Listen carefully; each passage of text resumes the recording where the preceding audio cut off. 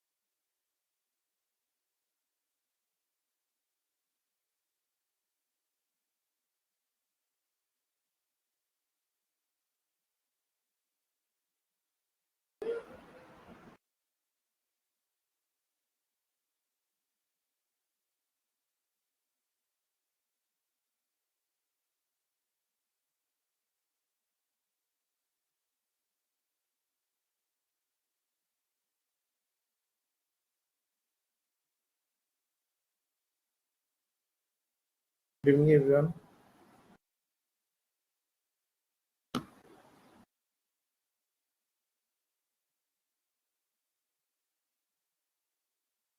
देखिए, ये जो क्वेश्चन था इसका फर्स्ट पार्ट हम लोग ने कल कर लिया था।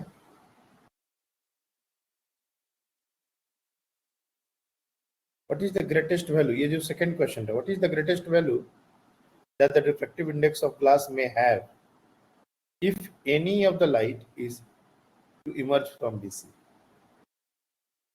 बीसी से कोई भी लाइट निकल पाए, इसके लिए कंडीशन यही है कि ग्रेजिंग इंसिडेंस के केस में ये बात को बोला गया है। दैट मीन्स यहां पर एंगल ऑफ इंसिडेंस को हम लोग चेंज नहीं कर रहे हैं। अगर कोई लाइट रे ग्रेजिंगली इंसिडेंट कर रही है सरफेस पर, तो वो बीसी से बाहर निकल जाए, इसके लिए कंडीशन हम लोग को निकालना है। क्योंकि अगर यहां पर हम एंगल चेंज करेंगे ना, तो वो कंडीशन जो कल हम लोग निकाल रहे थे वो निकल नहीं पाएगा। बाहर नहीं जाने का कंडीशन निकल जाएगा, लेकिन बाहर जाने का कंडीशन नहीं निकल पाएगा। तो what is the greatest value that the refractive index of glass may have if any of the light is to emerge from BC. BC से कोई भी लाइट बाहर निकल जाए, उसके लिए हम लोग को बस इतना करना पड़ेगा कि ये जो अल्फा और अदर 90 माइनस अल्फा है, ये जो एंगल देख रहे हो, इसको क्रिटिकल एंगल से छोटा करना पड़ेगा। That's it. यानी कि 90 minus alpha is less than theta C.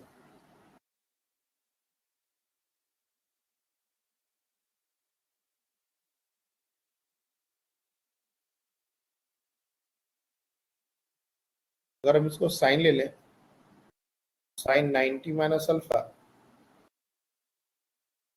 B lesser than sine of theta C, और यहां से हमारा हो जाएगा cos alpha is less than 1/μ। Sine theta से हमारा 1/μ होता है। और फर्स्ट वाले इंटरफेस पर, यहां पर जो इंटरफेस था उस पर हमने ये एक रिजल्ट हो गया, और यहां पर अगर हम लोग स्नेल्स लॉ लगाए 1 into sine of 90 is equal to mu time sine of alpha. यहां से म्यू का वैल्यू 1/साइन अल्फा ये हमारा आता है। तो इन दोनों को क्लब करेंगे अगर, कॉस अल्फा एक तरीके से ये हमारा फर्स्ट रिलेशन है, ये हमारा सेकंड रिलेशन है। इन दोनों को अगर कंबाइन करें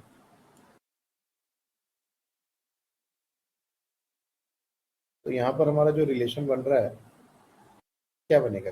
cos alpha be lesser then 1/b, that is sine alpha.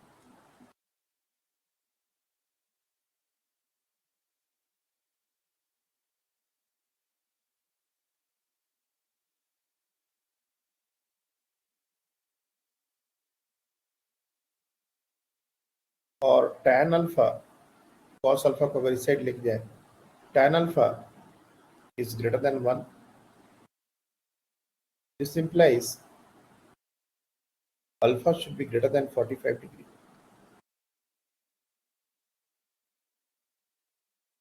Alpha का वैल्यू 45 डिग्री से बड़ा होना चाहिए। और यहाँ पर म्यू जो है 1/μ is less than cos alpha, sorry cos alpha is less than 1/μ। यहाँ पर देखिए cos alpha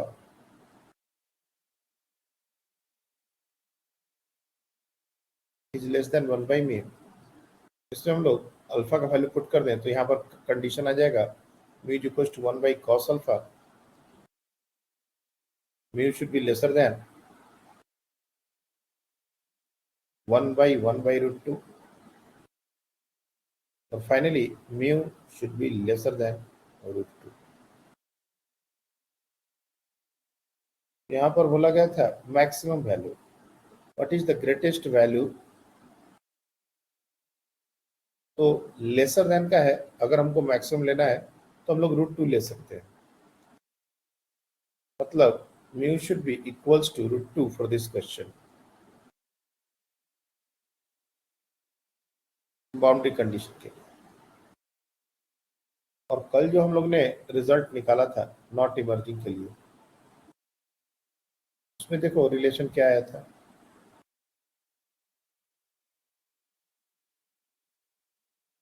mu should be lesser than √2।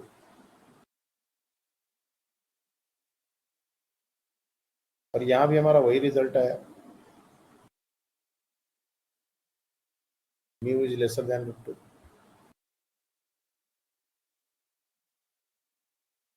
ये दोनों रिजल्ट वैलिड क्यों हो रहे हैं, ये एक बार थोड़ा सा समझना पड़ेगा। देखो ये जो बीसी सरफेस है, इससे कोई भी लाइट निकले और कोई भी लाइट नहीं निकले, इसके लिए अपने को कंडीशन तुमने कल लिखा था वही है। बट कोई भी लाइट निकले उसके लिए अपने को क्या करना पड़ेगा कि जो मैक्सिमम वैल्यू ऑफ दिस, ये जो 90 माइनस अल्फा का जो मैक्सिमम वैल्यू है उसको क्रिटिकल एंगल से छोटा करना पड़ेगा। और इसका मैक्सिमम वैल्यू 90 डिग्री के बराबर भी हो सकता है, इसलिए हम किसी भी एंगल के लिए इसको नहीं ले सकते, हम इसको 90 डिग्री जो गिवन कंडीशन है उसी के लिए लेना पड़ेगा। नॉट इमर्जिंग कंडीशन में हमको ये प्रूफ करना होगा कि मिनिमम वैल्यू भी क्रिटिकल एंगल से बड़ा हो रहा है। और उसके लिए ये जो 90 माइनस अल्फा हमारा जो भी आ रहा है ये मिनिमम वैल्यू है, क्योंकि ग्रेजिंग इंसिडेंस पर alpha is having its maximum value. और अल्फा अगर अपना मैक्सिमम वैल्यू ले रहा है तो 90 माइनस अल्फा कॉरेस्पॉन्डिंगली अपना मिनिमम वैल्यू ले रहा है। और अगर इस मिनिमम वैल्यू को भी हमने थीटा सी से बड़ा प्रूफ कर दिया तब तो सारी लाइट रेस यहीं से रिफ्लेक्ट बैक हो जाएगी। और अगर इस मिनिमम वैल्यू को हमने थीटा सी से छोटा प्रूफ कर दिया तो ये लाइट रे बाहर निकल जाएगी। तो हमने अभी यही किया है, 90 माइनस अल्फा को थीटा सी से छोटा प्रूफ कर दिया, उसके कॉरेस्पॉन्डिंग हमारा म्यू का वैल्यू आया म्यू इज लेस देन √2। ये थोड़ा सा क्वेश्चन का लैंग्वेज का फर्क है, बाकी हम जो कल हम लोग करने की कोशिश कर रहे थे वो कभी पॉसिबल नहीं हो पाएगा। मैं एक डायग्राम तुमको ऑलरेडी यहाँ पर बना के दिखा देता हूँ। हमको यही बीसी सरफेस पर टीआईआर की पॉसिबिलिटी, मान लेते हैं ये हमारा नॉर्मल है, ध्यान से समझना इस बात को। अब तुम जैसे जैसे एंगल ऑफ इंसिडेंस यहाँ पर कम करते जाओगे, ये एक लाइट रे है, ये दूसरी लाइट रे है, ये तीसरी लाइट रे है, जैसे जैसे एंगल ऑफ इंसिडेंस यहाँ कम होगा, एंगल ऑफ रिफ्रैक्शन भी कम होगा। और ये जो लाइट जा रही है, अगर ये वैल्यू कम होता जाएगा तो ये वैल्यू तो बढ़ता जाएगा ना। तो हम तुमसे पूछे कि ये वैल्यू मैक्सिमम कितना हो सकता है, what is the maximum value of this angle. तो ये एंगल ऑलमोस्ट 0 के बराबर हो जाएगा जब लाइट ऑलमोस्ट नॉर्मली फॉल हो जाए, तो ये भी ऑलमोस्ट 0 हो जाएगा, तो ये ऑलमोस्ट 90 हो जाएगा। तो उस सिचुएशन में हमारा कंडीशन ही नहीं निकल पाएगा। अगर हम किसी भी जनरल लाइट के लिए अगर कंडीशन निकालना चाहे कि वो इससे बाहर निकले, तो उसके लिए फिर वो क्रिटिकल एंगल से बड़ा एंगल बनना ही बनना पड़ेगा। म्यू का कोई भी वैल्यू 1 से बड़ा ले लिया जाए, तो कोई भी वैल्यू 1 से बड़ा लो, तो sine inverse 1 by mu will be an angle lesser than 90 degree. Mu को अगर हम ग्रेटर देन 1 लेते हैं, तो साइन इनवर्स 1 बाई म्यू, ये जो एंगल है ना, ये कोई एक वैल्यू होगा लेस देन 90 डिग्री, और ये हमारा क्रिटिकल एंगल होता है। तो ये एंगल अगर 90 डिग्री तक जा सकता है, तो कहीं ना कहीं क्रिटिकल एंगल से बड़ा हो जाएगा। तो फिर निकलेगा कैसे? सारी लाइट रे को बीसी से हम नहीं निकाल सकते ना। इसलिए इमर्जिंग कंडीशन का जो बात दिया है ना, what is the greatest value of refractive index of class में है if any of the light, ये एनी ऑफ द लाइट मतलब कि ये इसी 90 डिग्री पर ही इंसिडेंट करके कोई भी लाइट को अगर भेजे तो बाहर निकल जाए, ये कंडीशन पूछा गया है। अगर हम यहाँ के एंगल को वेरिएबल कर देंगे कि कोई भी एंगल पर अगर इंसिडेंट कर दे, तो तब तो फिर क्वेश्चन रॉन्ग हो जाएगा। कल भी यही प्रॉब्लम था एक्चुअली। कल एंड हम बहुत ज्यादा उस पर टाइम नहीं दे पाए, और मेरे को भी लग रहा था एक बार श्योर होना चाहिए, इसलिए हमने कल बताते बताते मेरा बार बार रुक जा रहा था बात, कि वो एक्सप्लेनेशन ही नहीं आ रहा था, वो हो ही नहीं पाएगा कभी। समझ आ रही है बात?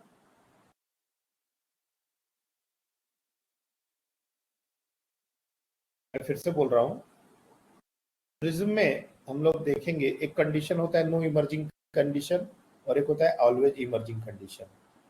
इसका मतलब ये होता है कि कोई भी लाइट अगर प्रिज्म के एक साइड से इंटर करे तो दूसरी साइड से उसको निकलना ही निकलना है।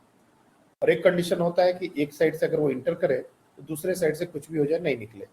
उसके लिए क्या होना चाहिए, एंगल ऑफ प्रिज्म क्या होना चाहिए, इस पर कंडीशन होता है। तो उसमें हम लोग सारा एंगल वेरिएबल लेते हैं, लेकिन यहाँ पर हम वेरिएबल नहीं ले सकते। यहाँ पर हमारा ये जो एंगल है, ये जो एंगल ऑफ इंसिडेंस, यहाँ पर मैं कुछ देर के लिए इसको आई लिखता हूँ, आई, ये I can take a value nearly 90 degree. ये 90 डिग्री हो सकता है, और अगर ये 90 डिग्री हो गया तो क्रिटिकल एंगल 90 डिग्री से छोटा ही होगा, तो ये क्रिटिकल एंगल से बड़ा हो जाएगा और लाइट रे नहीं निकलेगी। और हमसे कहा जा रहा है कि एनी लाइट रे इमर्जेस फ्रॉम बीसी, तो ये स्टेटमेंट रॉन्ग होगा। ये स्टेटमेंट रॉन्ग नहीं होने के लिए हम एंगल को फिक्स कर देंगे 90 डिग्री पर, जो जैसे डायग्राम दिया है उसी डायग्राम पर कोई लाइट रे अगर इंसिडेंट हो तो बाहर निकल जाए, बस ये इंश्योर करना है। आई बात समझ में?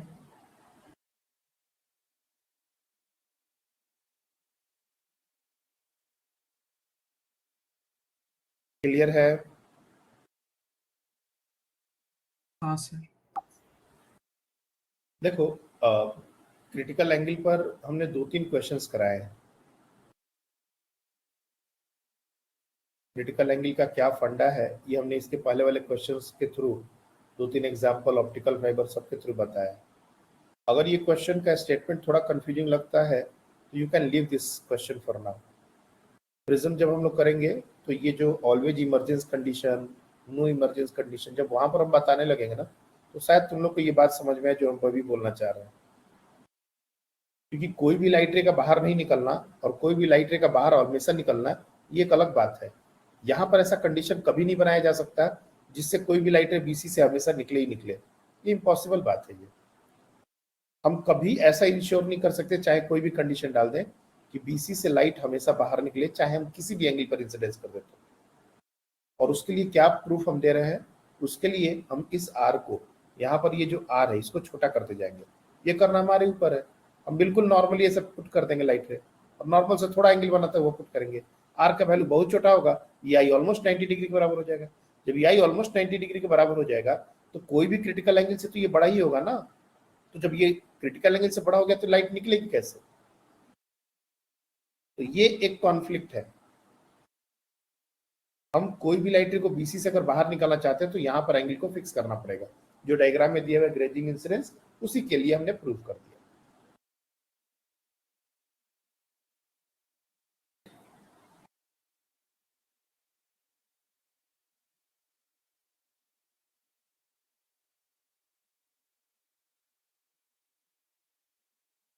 मैं फिर से कर रहा हूँ, इस क्वेश्चन को तुम लोग होल्ड कर सकते हो। जब प्रिज्म हो जाएगा उसके बाद वापस से इसको देखना तो मेरा बात कनेक्ट हो जाएगा। अभी मान लो शायद नहीं हो पा रहा है। हमने अभी तक जो पढ़ा है वो है refraction at the plane surfaces. Plane surfaces में एक ही कॉन्सेप्ट होता है कि जिस मीडियम में हमारा कोई ऑब्जेक्ट है उस मीडियम के रिफ्रैक्टिव इंडेक्स से डिवाइड करना और जहां से देख रहे हैं उसको करना। इसके अलावा कोई और कॉन्सेप्ट होता नहीं है। और इसी एक कॉन्सेप्ट से लगभग सारी चीजें सॉल्व होती हैं। ये टोटल इंटरनल रिफ्लेक्शन का थोड़ा अलग फंडा है। एपरेंट डेप्थ, रियल डेप्थ, जितने भी क्वेश्चंस हैं वो इसी तरीके से सॉल्व हो जाएंगे। Bird fish problem. लेकिन अब हम लोग उससे थोड़ा आगे बात करेंगे। सपोज अगर हमारा कोई भी एक कॉर्ड सरफेस है और स्फेरिकल सरफेस है जो दो मीडियम को सेपरेट कर रहा है। ये है मीडियम 1, ये है मीडियम 2। पॉइंट ये नहीं है कि किस मीडियम को हमने मीडियम 1 लिया है, किस मीडियम को मीडियम 2 लिया है। हम इधर भी 1 ले सकते थे, इधर भी 2 ले सकते थे। ये कॉनकेव जैसा बनाया, ये कॉन्वेक्स भी हो सकता था। ये हमारा पॉइंट ऑफ डिस्कशन है ही नहीं कि ये सरफेस कैसा है, μ1 किस साइड है, μ2 किस साइड है। This is not the point. कोई भी स्फेरिकल सरफेसेस हमको दे दिया जाए, चाहे ऐसा या फिर ऐसा ऐसा बना दिया जाए, मीडियम चाहे इधर बड़ा हो, इधर छोटा हो, रेयरर हो, डेंसर हो, एक ही फॉर्मूला है जो सबके लिए काम आता है। और वो फॉर्मूला हम डायरेक्ट लिखने वाले हैं। I am not going to derive it. Optics के सारे डेरिवेशन में मोस्टली इग्नोर करने वाला, क्योंकि डेरिवेशन हमारे किसी काम का नहीं है। I am not going to derive it. Board exam के टाइम पर अगर थोड़ा बहुत तुम लोग कहोगे तो हम डिराइव कर देंगे, लेकिन अभी तो बिल्कुल भी जरूरत नहीं। अभी तो सिर्फ क्वेश्चंस कर लो तुम लोग, साइन कन्वेंशन की तरह साइन पुट कर लो, क्वेश्चन के आंसर्स प्रॉपर आ जाए, वो बहुत है। डेरिवेशन इज नॉट बिग, लेकिन डेरिवेशन कराने में क्या होता है कि सर ऐसा अगर सरफेस हुआ तो उसमें कॉन्फ्लिक्ट आने लगता है और एप्लीकेशन वाला पार्ट पूरा छूट जाता है। इसलिए सबसे पहले इसका फॉर्मूला जो है पहले उसको देख लो, 10-12 क्वेश्चन कर लो, और उसके बाद लगे कि नहीं अभी भी अपने को नहीं समझ आ रहा है कैसे इसको डेराइव करना है, तो उसके बाद डेरिवेशन अपन कर ले। दो मीडियम होते हैं, μ1 और μ2। μ1 जनरली उस मीडियम को लिया जाता है जिसमें इंसिडेंट रे होती है, और μ2 वो मीडियम होता है जिसमें रिफ्रैक्ट होकर लाइट रे जाने वाली होती है। अब depending on the medium like μ1 और μ2, कोई भी लाइट रे कैसे भी जा सकती है। जैसे एक सिचुएशन की बात करें, μ1 is let's say lesser than μ2, यानी कि ये रेयरर मीडियम है, ये डेंसर मीडियम है। कोई भी लाइट रे इस तरीके से जा रही है, तो ये जो सरफेस बनाया है इसका सेंटर ऑफ कर्वेचर कहीं यहाँ पर होगा। तो यहाँ से एक नॉर्मल अगर ड्रॉ करें, ये नॉर्मल है, तो लाइट रे को बिल्कुल इसी तरह से जाना चाहिए था, लेकिन ये नॉर्मल की तरफ बेंड कर जाएगी और कहीं ना कहीं जाके मीट कर जाएगी, टुवर्ड्स द नॉर्मल बेंडिंग होगी। दूसरा, अगर यही लाइट रे, अगर ये जो कंडीशन इसको रिवर्स कर देते, μ1 इज ग्रेटर देन μ2, कुछ ऐसा हो जाता है, तो यही लाइट रे जब यहाँ से जाएगी तो away from the normal bend करेगी लाइक दिस। अब ये ऐसे दूर चलते जाएगी, तो इसको हमको कन्वर्ट ऐसे ऐसे पॉइंट करना पड़ेगा। तो डिपेंडिंग ऑन द μ1 एंड μ2 हमारा जो रे डायग्राम है वो चेंज होगा, उसके अकॉर्डिंग हमारा जो फॉर्मूले का डेरिवेशन है वो चेंज होगा। लेकिन चाहे कोई भी सरफेस हो, हम कुछ बातों को फिक्स करेंगे, जैसे μ1 हमेशा के लिए इंसिडेंट रे और ऑब्जेक्ट जहां पर है वही हमारा μ1 है। मीडियम ऑफ ऑब्जेक्ट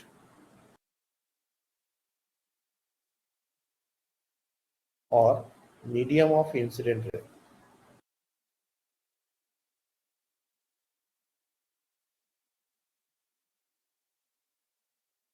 हमारा μ1 हमेशा यही रहने वाला है।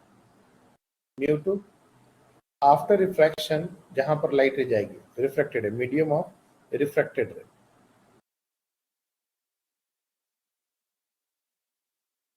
कोई जरूरी नहीं है कि इमेज उसमें बने ही।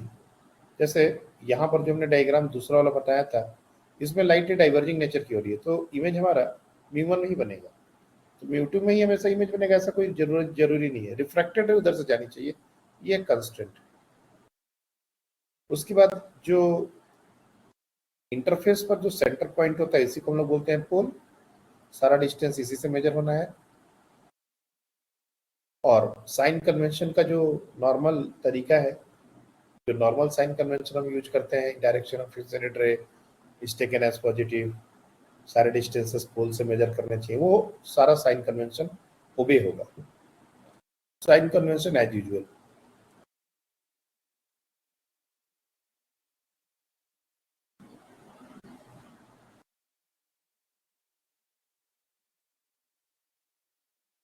फॉर्मूला क्या है? फॉर्मूला है μ2 upon v minus μ1 upon u is equal to μ2 minus μ1 1/r। और ये हर फॉर्मूला विथ साइन, हर फॉर्मूला विथ साइन हमारा यूज होता है।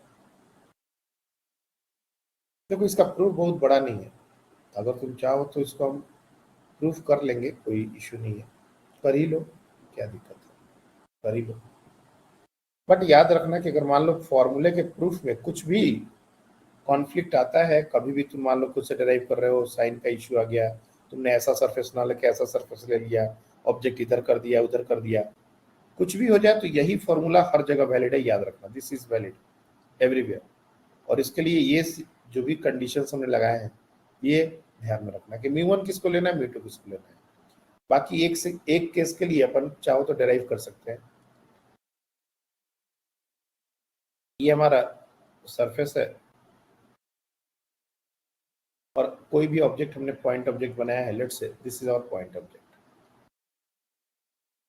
μ1 और μ2 डेफिनेटली जहां पर ऑब्जेक्ट हमने बना दिया उसे करस्पॉन्डिंग μ1 लेना पड़ेगा, ये μ2 लेना पड़ेगा।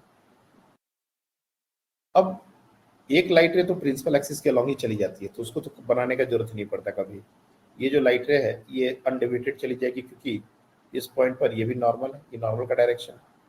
दूसरी लाइट रे को अगर हम इस तरह से ड्रॉ करें, अब यहाँ पर एक परपेंडिकुलर ड्रॉप करने की बात है, ड्रॉप कर दो। लेट्स से ये हमारा सेंटर ऑफ कर्वेचर है।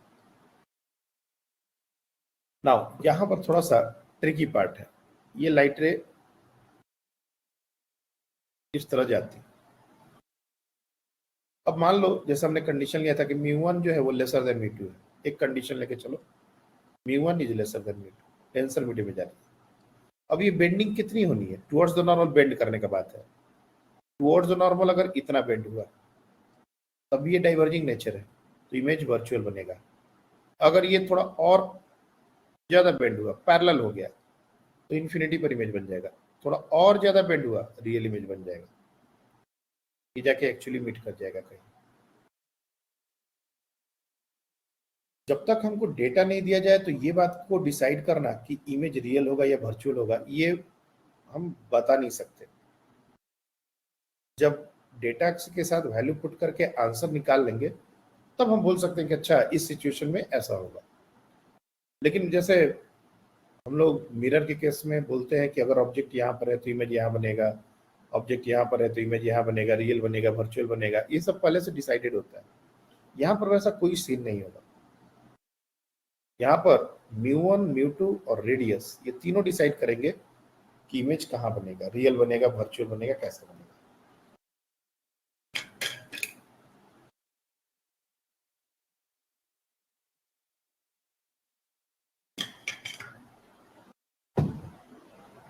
अगर मान लो सेकेंड वाला सिचुएशन लेते कि μ1 ग्रेटर देन μ2,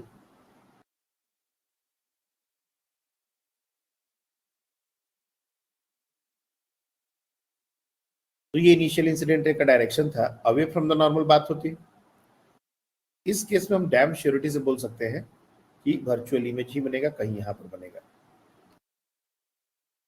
क्योंकि लाइट रे थोड़ा और अवे नॉर्मल भागेगी तब भी इधर ही बनेगा, और भागेगी तब भी इधर बनेगा, तब उस केस में पूरा चांस है कि हमारा वर्चुअल इमेज बनेगा। लेकिन अगर ये वाला सिचुएशन जो पहले हमने लिया था μ1 लेसर देन μ2, उसमें तीनों चांसेस है, इसलिए हम लोग पहले से कुछ भी नहीं बोल सकते कि कहाँ पर इमेज बनेगा। ठीक है ना। हम लोग कोई भी एक सिचुएशन लेके चलेंगे। ये सारे डायग्राम हमने सिर्फ समझाने के लिए ड्रॉ किए थे। कोई ले लो, रियल इमेज का ही केस ले लो। ये हमारा इनिशियल इंसिडेंट है और लाइट रे पहला कंडीशन ही हम लेके चलते हैं μ1 लेसर देन μ2, और इस केस में लाइट रे जो है टुवर्ड्स द नॉर्मल बेंड करेगी और लेट से ये कहीं यहाँ पर स्ट्राइक करेगी प्रिंसिपल एक्सिस को। ये हमारा ऑब्जेक्ट इमेज का पोजीशन है, दिस इज इमेज। एक लाइट रे प्रिंसिपल एक्सिस के लॉ, एक ये। अब यहाँ पर देखो सबसे बड़ी बात है कि एंगल्स जो होते हैं ये सब छोटे छोटे होते हैं।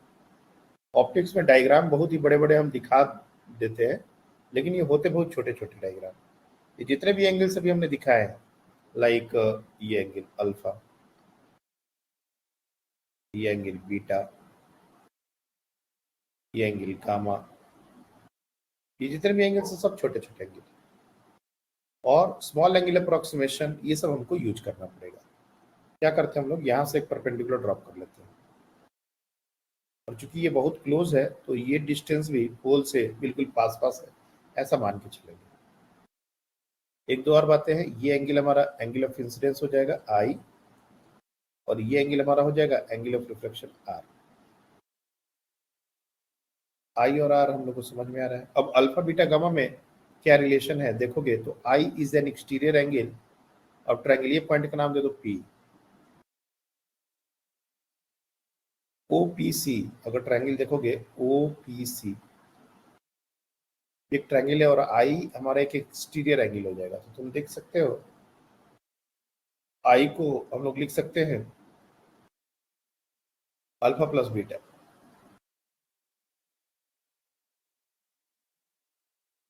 और बीटा को are plus gamma.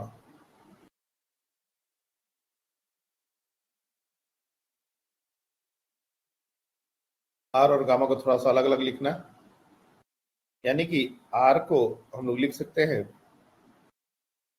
Gamma minus beta. ये दो रिलेशन है हमारे।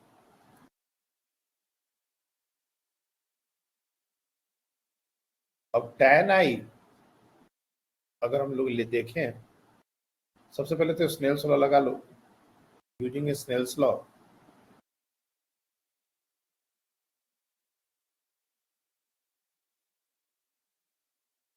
μ1 sin आई, सर वो बीटा माइनस गामा है। Sorry,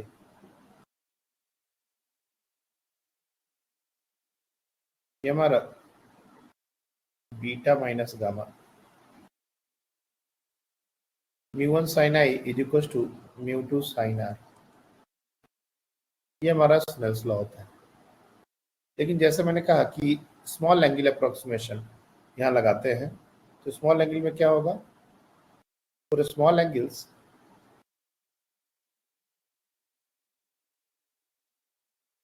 sin i is equal to i is equal to tan आई।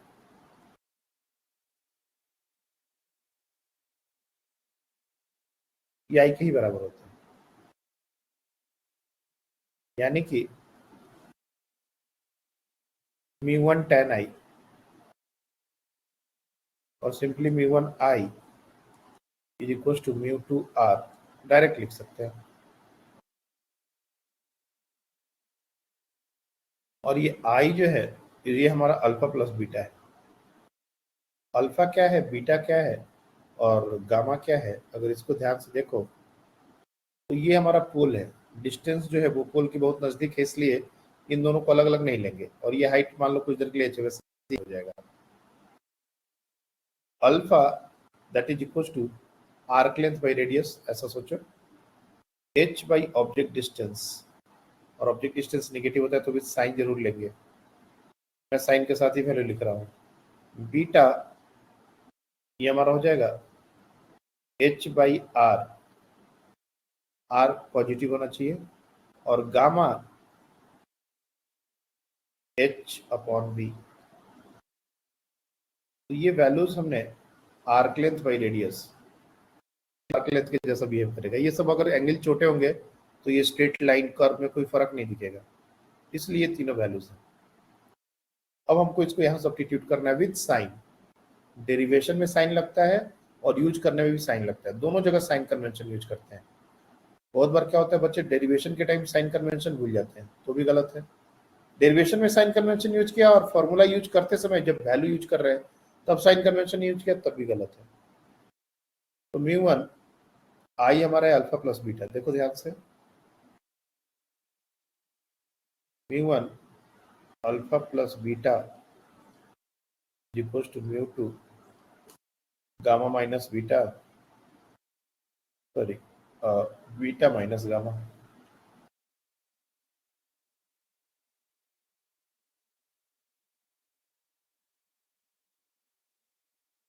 अब अल्फा बीटा गामा इन तीनों का वैल्यूज पुट कर दिया जाए। सब में ऊपर h है, तुम चाहो तो पुट करके कैंसिल आउट करो या पहले ही कैंसिल आउट कर सकते हो। देखो मैं यहाँ पर पुट कर रहा हूँ। Mu one h by u with minus sign plus beta h by r is equal to mu two h by r minus h by v। h हर जगह से हटा दो।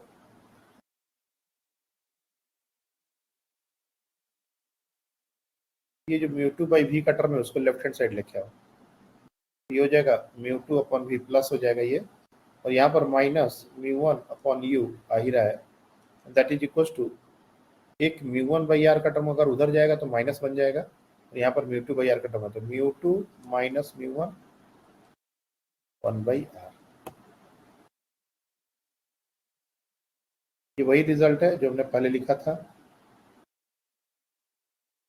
लेकिन मैं फिर से बोल रहा हूँ डोंट डेराइव, जरूरत नहीं है इसको डेराइव करने का। एक फॉर्मूला है, इसको अच्छे से यूज करना सीख जाओ, बहुत है। बोर्ड एग्जाम के लिए अगर डेरिवेशन चाहिए तो फिर अपन करेंगे। एक कोई भी केस ले लो और उसके लिए अच्छे से साइन के साथ एक बार प्रूफ करके देख लो, क्योंकि बहुत सारे बुक्स में मैंने देखा क्या है और बहुत सारे टीचर को भी मैंने देखा है, जितने भी केसेस होते हैं, जैसे अब यहाँ पर एक स्फेरिकल सरफेस बनाया ऐसा, तो म्यू1 लेसर देन म्यू2 के लिए अलग, म्यू2 लेसर ग्रेटर देन म्यू1 के लिए अलग, फिर इसको उल्टा करके फिर उसके लिए ऐसे चार चार छह छह केसेस बना देते हैं इसी डायग्राम में, जबकि रिजल्ट सबका एक ही आता है, लेकिन सबका अलग अलग डेरिवेशन, अलग अलग तरीके। कोई जरूरत नहीं है उतना करने की, सिंपली एक रिजल्ट, यही हमेशा काम आएगा। बस ध्यान रखना है कि म्यू1 किसको लेना है, म्यू2 किसको लेना है।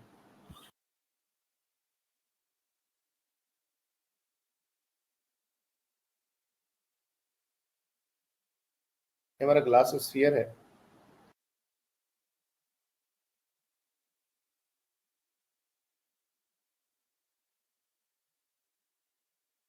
और ये डायमेट्रिकल लाइन है, द सेंटर, और एक कोई पॉइंट ऑब्जेक्ट है, रेडियस हमारा है,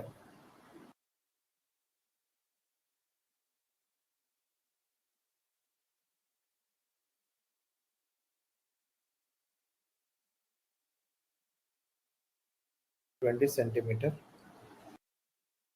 और यहाँ से ये 10 सेंटीमीटर की डिस्टेंस पर है ऑब्जेक्ट। एक बार इस ऑब्जेक्ट को हम लोग इस साइड से देख रहे हैं और एक बार इस ऑब्जेक्ट को हम लोग इस साइड से देख रहे हैं।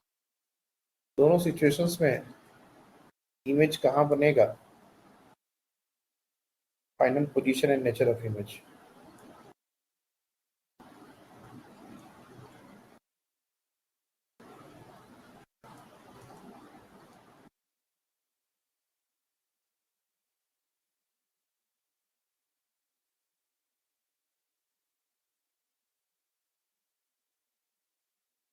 Refractive index. हाँ, रिफ्रैक्टिव इंडेक्स हमारा 3/2 ग्लास स्फीयर।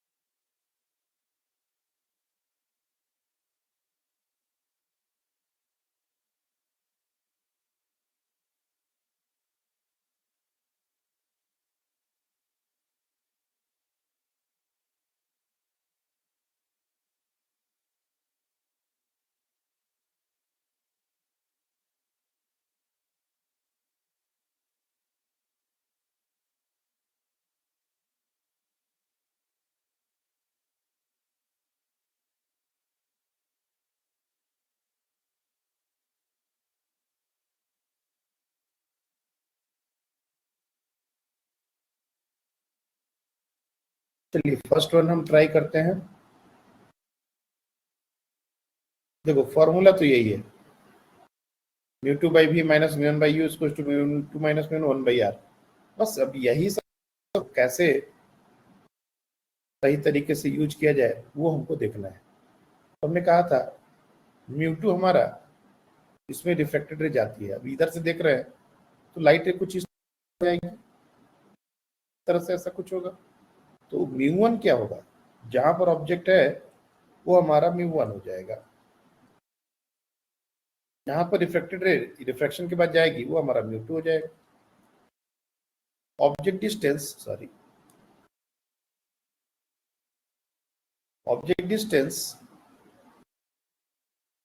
रियल ऑब्जेक्ट के लिए ऑब्जेक्ट डिस्टेंस हमेशा निगेटिव होता है, ये बात ध्यान रखना। रियल ऑब्जेक्ट के लिए ऑब्जेक्ट डिस्टेंस हमेशा निगेटिव होता है, भी हमको निकालना ही है आएगा। तो डेफिनेटली दिस ऑफ इंसिडेंट रे और सारा जो वैल्यू है वो पोल से निकाल रही है। ये वाला पोल, ये पोल की तरफ बिहेव कर रहा है, इसके अपोजिट डायरेक्शन में जाना पड़ेगा तो आर निगेटिव हो जाएगा -20। बस इतना ही काम हमारे लिए सबसे इंपॉर्टेंट है। अगर हमने ये ढंग से समझ लिया तो वैल्यूज पुट करके ये कैलकुलेट करना कोई बड़ी बात नहीं। चलो इसको पुट करो, तो μ2 1/v माइनस μ1 3/2 डिवाइड बाई -10। देखो हमने ये माइनस फार्मूला का माइनस है और ये ऑब्जेक्ट डिस्टेंस के साथ जो साइन है वो हमने यूज किया, तो ये चीज अपने को ध्यान रखना है। फार्मूला का माइनस ऐसे रहेगा और वैल्यू के साथ जो माइनस आएगा वो उसको पुट करना पड़ेगा। μ2 minus μ1 1 minus 3/2 into 1/r, r हमारा -20 है,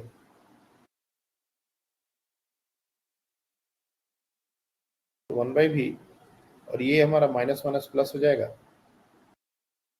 3/20 इज इक्वल टू -1/2 इंटू -1/20, ये प्लस हो जाएगा, तो 1/v is equal to -1/40 minus 3/20। इसको जब ऐड तो 20 दूनी 40, ये भी हमारा -5/40 -8 आ रहा है,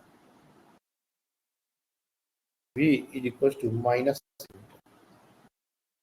अब इसका क्या मतलब है, इमेज वर्चुअल रियल, ये माइनस से क्या समझ आएगा? तो डेफिनेटली तुम अगर ध्यान दो यहाँ पर, हाँ बोलिए। वो +1/40 होगा ना?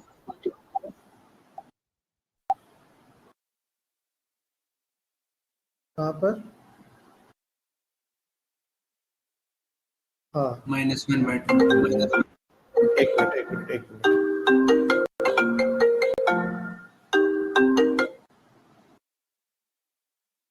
ये प्लस होगा ना?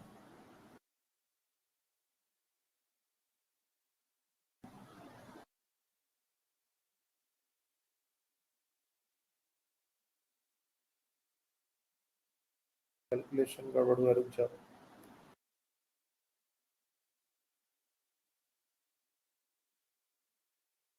-1/40 -3/20, ये कितना हो जाएगा? -6 -5/40। लिखे सही थे क्या हम? इस 3 6 -1 -5/40 लिखे थे ना? हाँ सर, कैलकुलेशन सही किया था। सो भी -8 सेंटीमीटर। ये -8 का क्या मतलब है, पहले एक बार रे डायग्राम से थोड़ा सा समझ लो, उसके बाद ये जो लाइट रे जा रही है इस पर एक नॉर्मल ड्रॉ करेंगे। जब ये नॉर्मल है यहाँ पर, ऐसा नहीं है कि हमको पता नहीं चलेगा कि आंसर क्या आना चाहिए। अब ये लाइट रे कायदे से ऐसे जाती और ये डेंसर टू रेयर रिफ्लेक्शन है, तो definitely away from the normal bending होगा, मतलब लाइट रे कुछ ऐसे चली जाएगी। और एक लाइट रे इससे जो प्रिज्म जाती है वो तो जाएगी, ये लाइट रे अनडेविएटेड तो जाएगी, कहीं ये लाइट रे मीट नहीं कर सकती, तो इसको हमको बैक ट्रैक पीछे की तरफ ट्रैक करना होगा लाइक दिस। और ये यहाँ पर हमारा इमेज बनेगा, ये हमारा इमेज है, तो ये वर्चुअल इमेज होगा।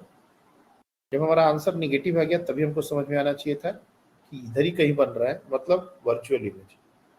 पहला जो आंसर है वो है वर्चुअल इमेज।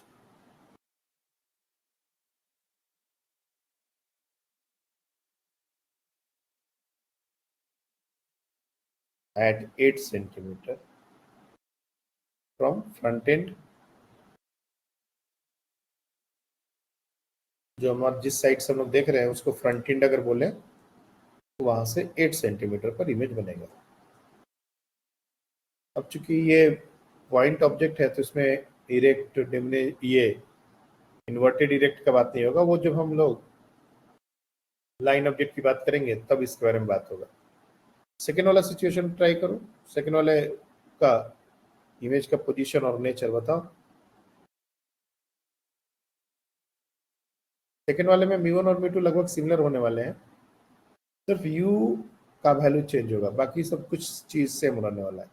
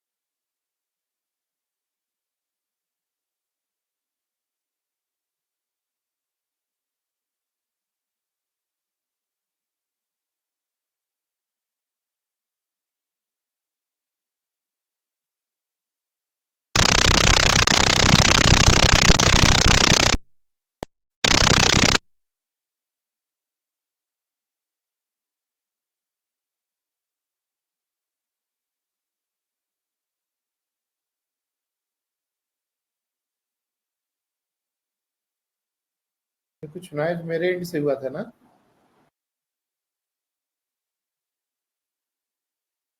हाँ बताइए। -40 सेंटीमीटर।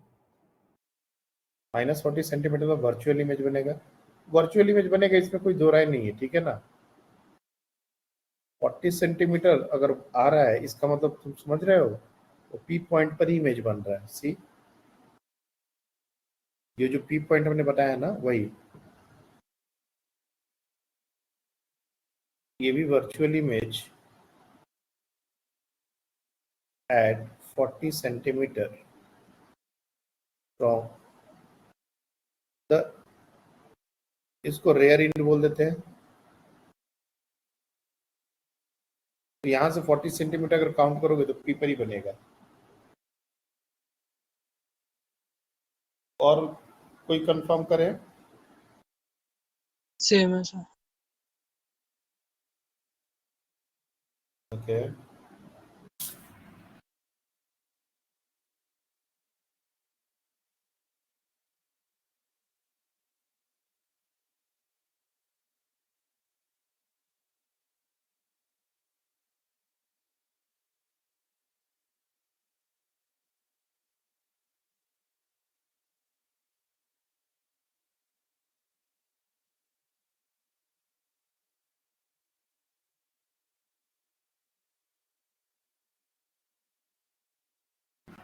सेम आया सर। बढ़िया।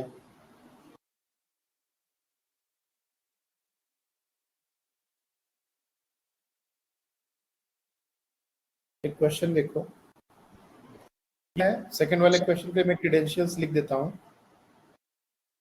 देखो μ1 और μ2 तो सेम रहने वाले हैं।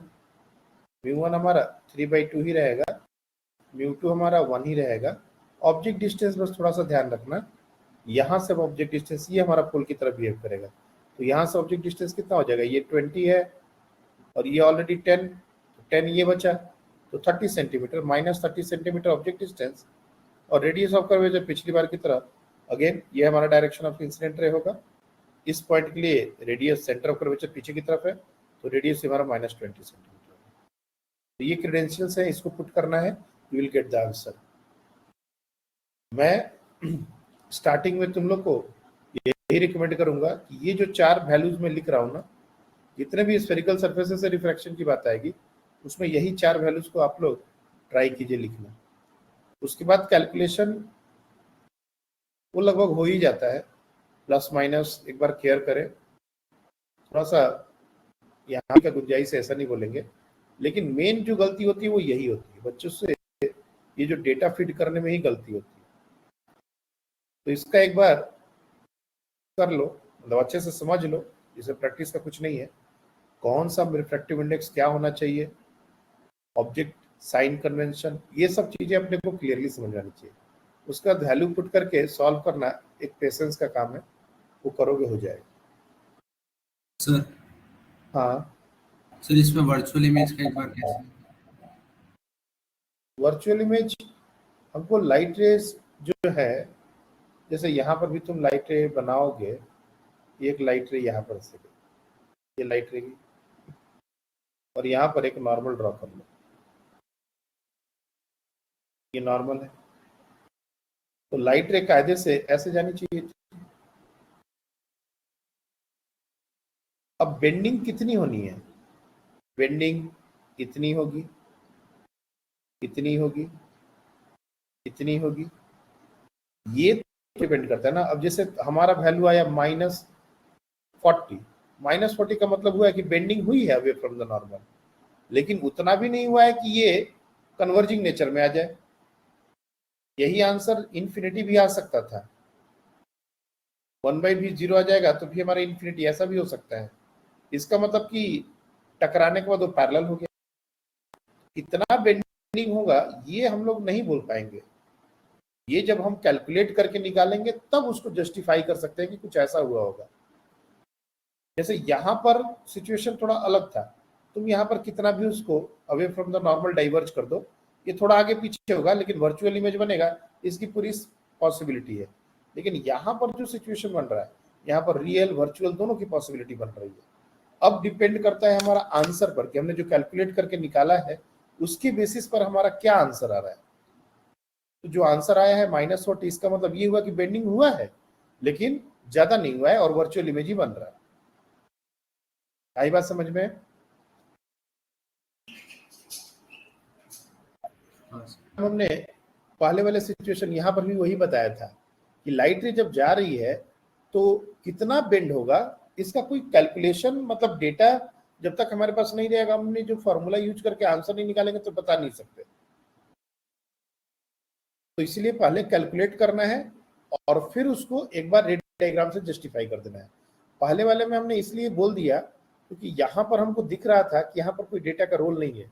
अवे फ्रॉम द नॉर्मल जब भी डेविएशन होगा तो डाइवर्जिंग नेचर दिख रहा है, बट यहाँ पर पॉसिबिलिटी है कन्वर्जिंग नेचर का भी, तो रियल भी बन सकता था।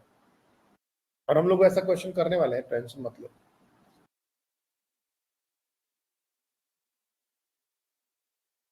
अब पेपर वेट क्वेश्चन का स्टेटमेंट में लिखता हूं।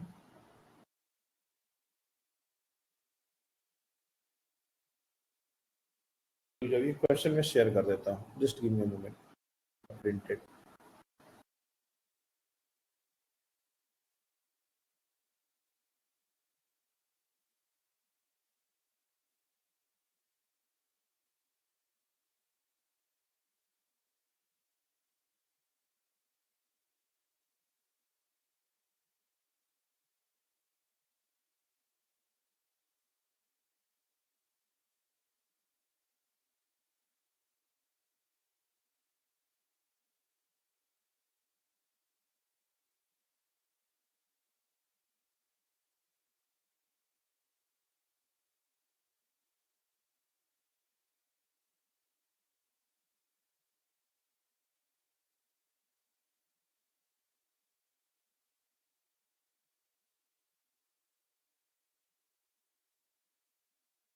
ये तो डायग्राम गिवन नहीं है, हम लोग को खुद से ड्रॉ करना पड़ेगा।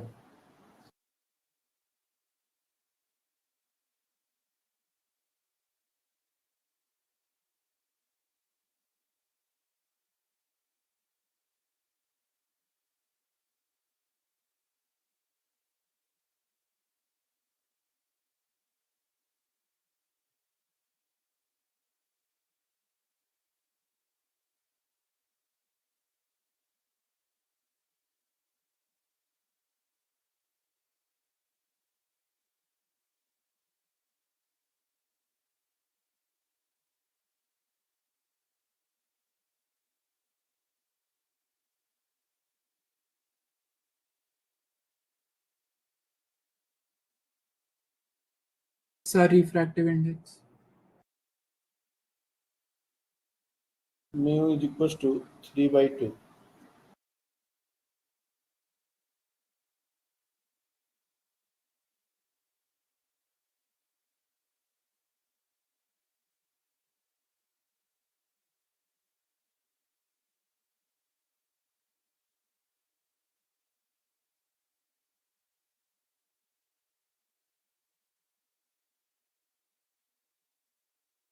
ये पेपर वेट कुछ इस तरह से रखा हुआ है, तो में भी शायद डायग्राम भी होना चाहिए था, इसमें नहीं है। इस तरह से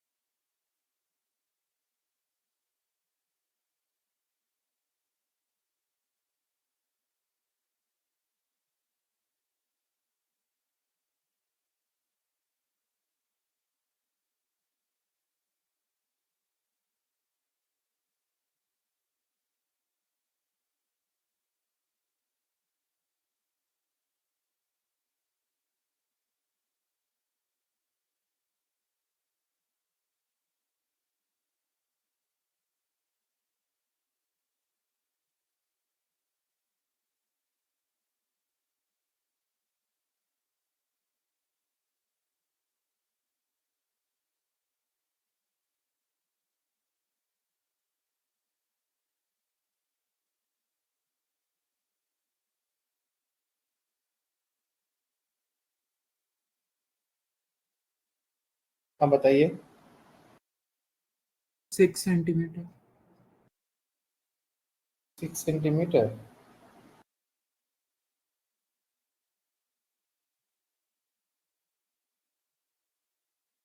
ओके, एक मिनट आंसर लेंगे। 6 सेंटीमीटर। हाँ, आप बताएं। और किसी ने हैंड रेज किया है?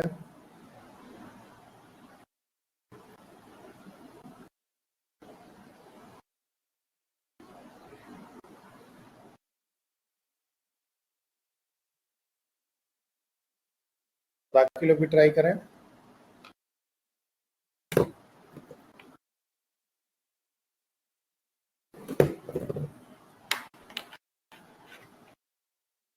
तीन सेंटीमीटर। ना 2.6. 2.6। ओके।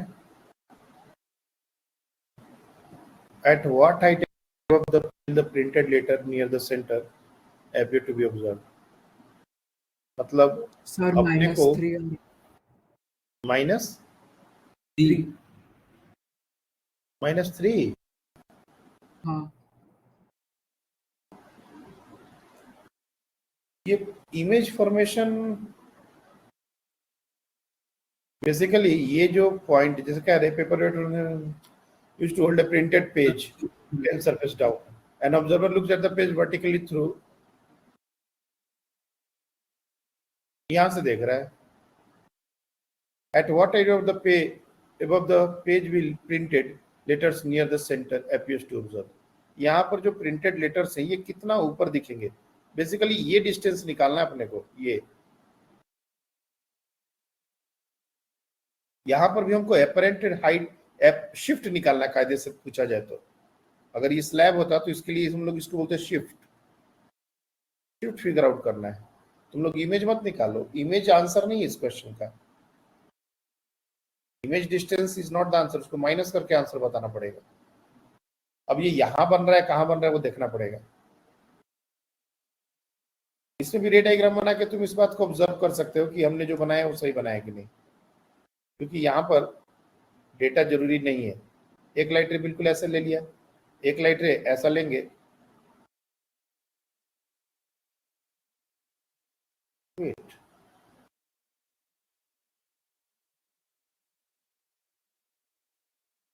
Zero आएगा आंसर. प्लेन सरफेस डाउन इस सर वो तरीके से सेंटर ऑफ कर्वेचर पे रखा है ना। शिफ्ट नजर ही नहीं आएगा। नहीं, ये शिफ्ट होगा ही नहीं। हाँ वही सेंटर ऑफ लाइट रे कर्वेचर तो पे है ना। हाँ, लाइट रे तो निकल जाएगा। बिल्कुल सही बोल रहे हो। यहाँ पर शिफ्ट नहीं होगा बच्चे। प्लेन सरफेस डाउन इस केस में शिफ्ट नहीं होगा। All the light rays are like normal point, so there won't be any deviation। अच्छा, इसी को उल्टा कर दे तो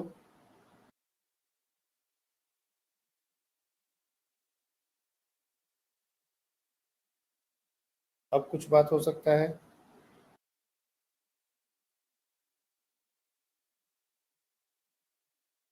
अब देखते हैं। ये तो बिल्कुल लाइट रे है 90 मतलब 0 डिग्री वाला। इसके अलावा कोई और लाइट रे लिया जाए।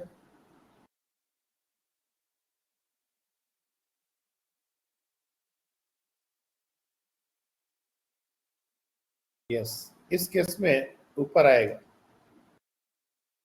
और ये बिल्कुल उतना ही आएगा जितना एक स्लैब के लिए आता है, क्योंकि ये जो सरफेस है ना ये कर्व सरफेस नहीं है, ये प्लेन सरफेस है। और प्लेन सरफेसेस पर रिफ्रैक्शन का ये भी फॉर्मूला, ये जो हमने निकाला है ना, μ2/b minus μ1/u is equal to μ2 minus μ1 1/r। ये फॉर्मूला इसके लिए वैलिड हो जाएगा अगर r टेंड्स टू इन्फिनिटी कर दो फॉर प्लेन सरफेसेस।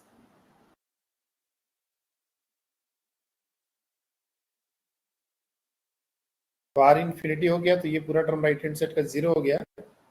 और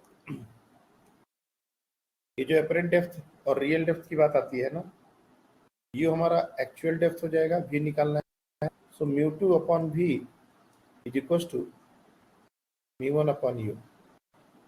साइन के साथ ही पुट कर लेंगे, मान लो ये 3 सेंटीमीटर डिस्टेंस है, u का वैल्यू -3 पुट करेंगे तो v भी हमारा माइनस ही आएगा। Can we write v is equal to u mu two upon mu one, now put the value with sign, -3 mu two क्या हो जाएगा, म्यू टू हमारा एयर है,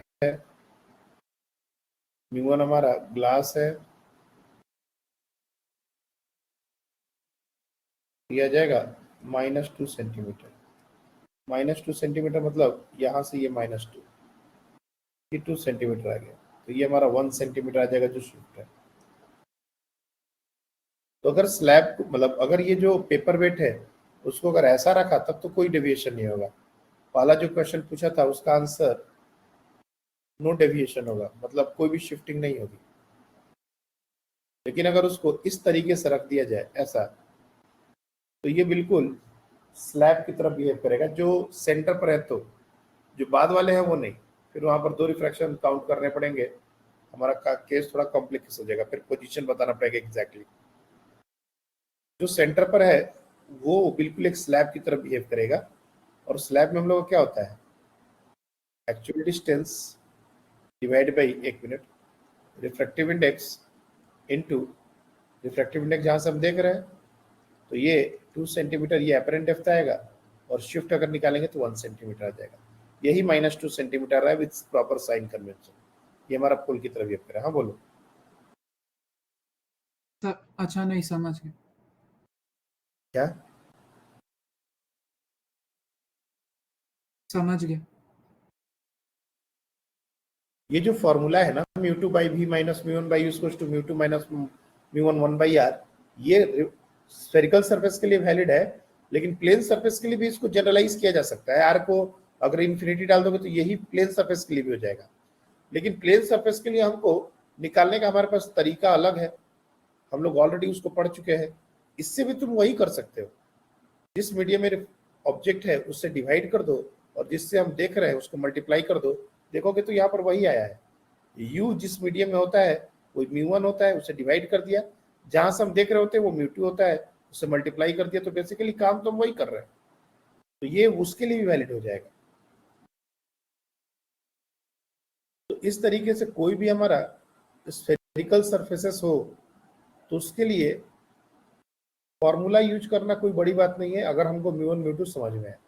मान लो पॉइंट ऑब्जेक्ट नहीं हो, एक्सटेंडेड ऑब्जेक्ट हो, उसमें भी हमारा फॉर्मूला सेम वर्क करेगा, लेकिन मैग्निफिकेशन की बात आएगी, और मैग्निफिकेशन में हमको रिफ्रैक्टिव इंडेक्स का भी केयर करना पड़ेगा।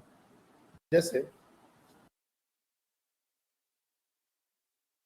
मान लो हमारा ऑब्जेक्ट एक्सटेंडेड ऑब्जेक्ट है, लेट्स से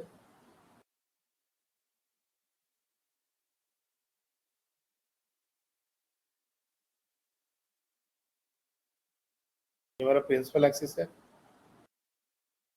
हमारा ऑब्जेक्ट है, और एक लाइट रे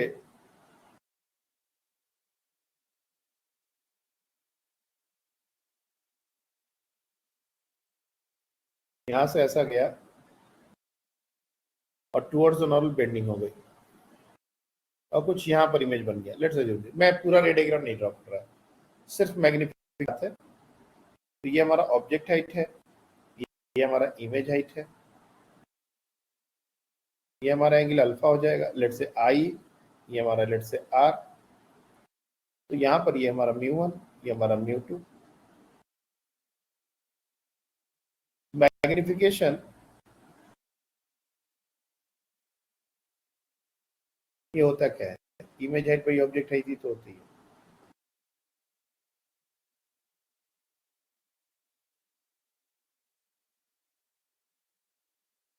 अब इमेज हमारा नीचे की तरफ है तो माइनस साइन जाएगा,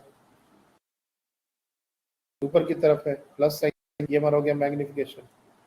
और अगर हम tan स्नेल्स लॉ लगा दें तो μ1 of sine i is equal to μ2 of sine r, small angle approximation, so μ1 tan i is equals to μ2 tan r।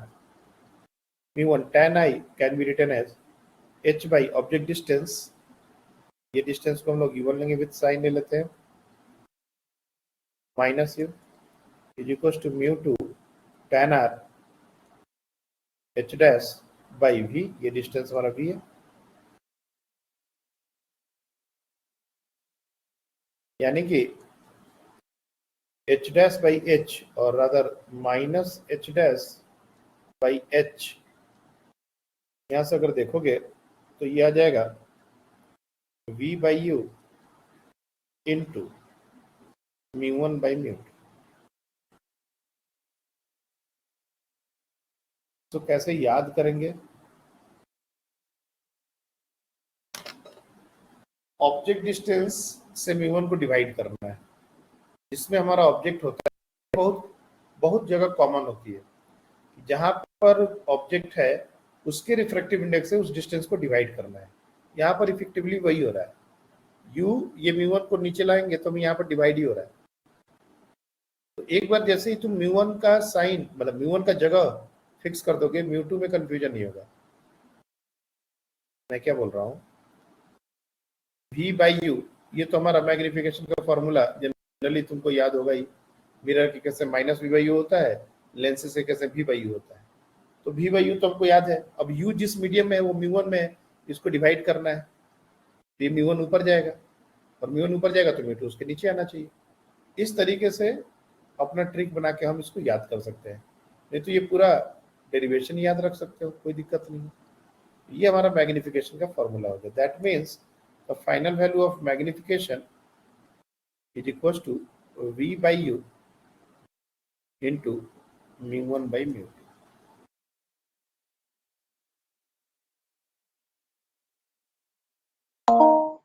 Sir हाँ, उसमें डिराइव करते वक्त h डैश को नेगेटिव नहीं डालना है क्या? h डैश को तो यहाँ निगेटिव लिया ही है, राइट साइड में जो डिराइव किया आपने स्नेल्स लॉ लगा के। अच्छा इसमें माइनस नहीं लिया क्या?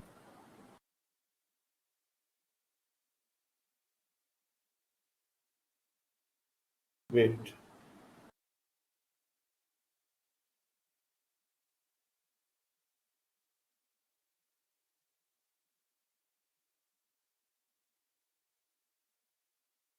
अगर यहाँ पर माइनस लीजिए तो माइनस माइनस कैंसिल आउट हो जाएगा और फिर यहाँ फॉर्मूला माइनस के साथ आएगा, क्योंकि लॉजिकल तो नहीं लग रहा।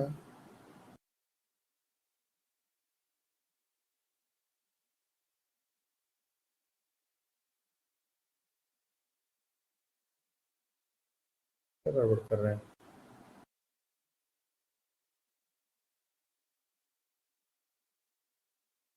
देखो u और v दोनों अपोजिट नेचर के हैं, तो दोनों यहाँ से एक माइनस साइन तो आ ही जाएगा और ये हमेशा पॉजिटिव होना है। ये जो टर्म है ये हमेशा पॉजिटिव होना है, ऑलवेज पॉजिटिव। बात आई इस टर्म की, तो ये जो डायग्राम हमने बनाया है उसमें ये v और u हमेशा अपोजिट नेचर के होंगे। तो अगर हमारा मैग्निफिकेशन निगेटिव है तो ये टर्म निगेटिव दे देगा, माइनस एक एडिशनल डालने का जरूरत नहीं है। और एक हम यहाँ पर माइनस डालने की कोशिश कर रहे हैं, जहाँ पर दिखा रहे हैं यहाँ पर माइनस डालने की कोशिश कर रहे हैं, तो फिर यहाँ पर माइनस, यहाँ पर सीधे सीधे image height by object height रहने दो, that means h dash by h। दोनों जगह माइनस डाल देंगे ना तो ये एक दूसरे को नलीफाई कर देते हैं, फिर हमारा रॉन्ग हो जाएगा आंसर। ये एक थोड़ा सा ट्रिकी पार्ट है, इसको एक बार मैं फिर से एक्सप्लेन करता हूँ। देखो जो डायग्राम हमने बनाया है उस डायग्राम में मैग्निफिकेशन निगेटिव होना चाहिए या पॉजिटिव होना चाहिए, पहले बताओ। वैल्यू ऑफ मैग्निफिकेशन पॉजिटिव होना चाहिए, नेगेटिव होना चाहिए? नेगेटिव होना चाहिए। अगर साइन कन्वेंशन को केयर करें तो मैग्निफिकेशन नेगेटिव होना चाहिए। फाइन, हमारा इस डायग्राम के लिए मैग्निफिकेशन नेगेटिव होगा। क्यों? क्योंकि जो इमेज हाइट है वो नीचे की तरफ है, ऑब्जेक्ट हाइट ऊपर की तरफ है, ये दोनों अपोजिट साइन के होंगे। तो जब इसका साइन, अगर इसका रेशियो लेंगे तो माइनस आएगा ही, अब देखो जो हमारा फाइनल फॉर्मूला हमने जो डेराइव किया है उसमें v बाई यू का टर्म आ रहा है। अब v और u दोनों अपोजिट साइड में है, you can see it, v और u दोनों अपोजिट साइड में। बोलोगे सर अपोजिट साइड में नहीं होगा तो अपोजिट साइड में नहीं होगा तो h डैश भी ऊपर तरफ चला जाएगा और ये दोनों पॉजिटिव, h और h डैश पॉजिटिव हो जाएंगे तो उससे मैग्निफिकेशन पॉजिटिव हो जाएगा और उस समय भी ये फॉर्मूला वैलिड है क्योंकि v और u दोनों के अगर साइन सेम हो गए तो चाहे वो दोनों माइनस हो तो भी फर्क नहीं पड़ता, कैंसिल आउट करके पॉजिटिव भी हो जाएंगे। जो डायग्राम हमने बनाया है उसके लिए v बाई यू का आना अपने आप में ये बताता है कि एक माइनस तो यहाँ आएगा ही, यहाँ पर there will be minus sign. u और v दोनों सेम नेचर के नहीं है। अब या तो तुम यहां पर माइनस डाल दिए तो वहां पर माइनस मत डालो, तो फिर वहां डाल दिए तो यहां पर हटा दो, सीधे सीधे image height by object height का वैल्यू निकाल दो h डैश बाई h का। दोनों जगह अगर माइनस डाल देंगे तो एक एडिशनल माइनस आएगा जो इस पूरे फॉर्मूले को रॉन्ग कर देगा। तुम सोचो यहां पर अगर मान लो कि हमने माइनस लेके कैलकुलेट किया तो ये माइनस नहीं आएगा, फिर यहाँ पर ये प्लस आ जाएगा और हमने यहां पर भी अगर माइनस ले लिया तो हमारा फॉर्मूला क्या होगा, देखो minus v by U into mu one by mu two, ये तो फिर भी पॉजिटिव है। चलो हटा, इसके फॉर्मूले के बारे में सोचो। अगर हम बार बार ये बात बोले हैं आपको कि जब भी अपने को ऑप्टिक्स के फॉर्मूले यूज करने हैं तो साइन कन्वेंशन यूज करना है, यूज करते समय भी तो v हमारा पॉजिटिव होगा और u हमारा नेगेटिव होगा रियल ऑब्जेक्ट के लिए। जब तुम वैल्यू पुट करोगे तो ये पूरा का पूरा वैल्यू पॉजिटिव हो जाएगा, जबकि मैग्निफिकेशन इस गिवन डायग्राम के लिए नेगेटिव होना है तो ये नेगेटिव आएगा कैसे, ये एडिशनल माइनस साइन गड़बड़ किया ना। इसलिए या तो यहां पर मत रखो या फिर वहां मत रखो, दोनों जगह साइन में नहीं करना। फॉर्मूला हमारा यही है जो हमने पहले लिखा था। इसलिए फ्यूजन होना, डेरिवेशंस क्यों हम लोग इग्नोर करते हैं कि डेरिवेशंस में कहीं ना कहीं आके बच्चे थोड़े कंफ्यूज होते हैं और तब हमको जस्टिफिकेशन चाहिए होता है कि होना चाहिए नहीं होना चाहिए। तो वहां पर जस्टिफिकेशन कैसे मिलेगा, इसी तरीके से मिलेगा। v और u अपोजिट नेचर के हैं, सेम नेचर के हैं, किसी एक पर्टिकुलर केस के लिए अगर ये फॉर्मूला वैलिड हो रहा है तो दूसरे केस के लिए अपने आप वैलिड हो जाना चाहिए। इस तरीके से हमको जस्टिफिकेशन मिलता है। नहीं तो बहुत बार ऐसा क्या होता है कि हम लोग बाय मिस्टेक दोनों डबल साइन कन्वेंशन डेरिवेशन में ही पुट कर देते हैं, वो गड़बड़ होता है। यहां पर मेरे से लगभग वही हुआ है। Magnification image height by object height हम सिर्फ छोड़ देते तो वहां तक सही था। हमने यहाँ पर h और h डैश का साइन के साथ यहाँ पर वैल्यू रख दिया और डेरिवेशन में भी उसको साइन के साथ डालेंगे, दोनों जगह वो माइनस कैंसिल आउट हो रहा है। इसलिए सिर्फ h डैश बाई h करने से हमारा काम हो जाएगा और ये वैल्यू निगेटिव आना चाहिए, हमको इंश्योर करना है। This h dash by h must be negative. अब यहाँ पर माइनस डाल दोगे तो ये माइनस माइनस कैंसिल होगी, पॉजिटिव हो जाएगा। इसलिए थोड़ा सा डेरिवेशन हमारे हमको केयरफुली करना है। ये फॉर्मूला सही है।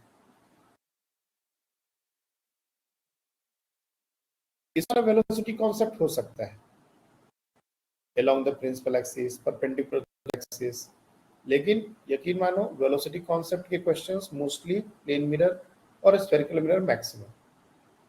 रिफ्रैक्टिव इंडेक्स वाला इस तरह से स्फेरिकल सरफेसेस वाले क्वेश्चंस मेडिकल के इंजीनियरिंग में भी हमने नहीं देखे हैं।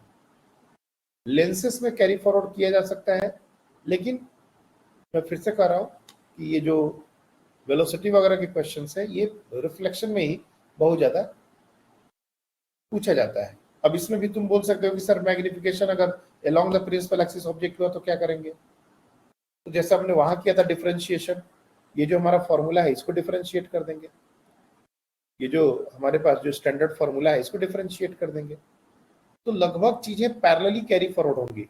लेंस में भी वो सारा केस आने वाला है जो हमने मिरर के लिए पढ़ा है, वो सारे केसेस लेंस में भी आने वाले हैं। तो हर केस में हमारा अप्रोच चेंज नहीं होगा, लेकिन ये सारे सिचुएशंस हमारे जनरली पूछे नहीं जाते।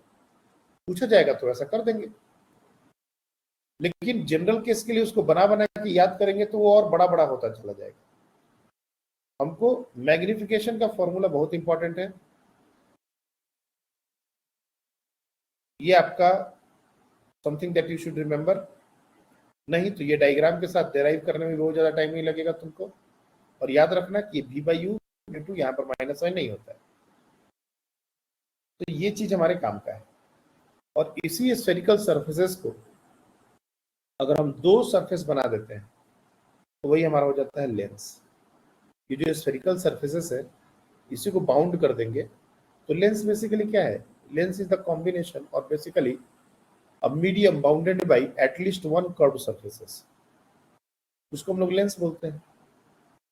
एक मीडियम है, अगर उसको कम से कम एक तरफ स्फेरिकल सरफेस से अगर बाउंड कर दिया जाए तो हमारा लेंस हो गया।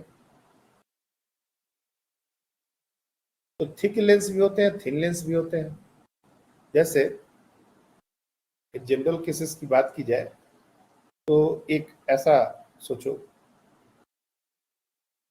इस तरह का भी एक सिस्टम बनाया जा सकता है।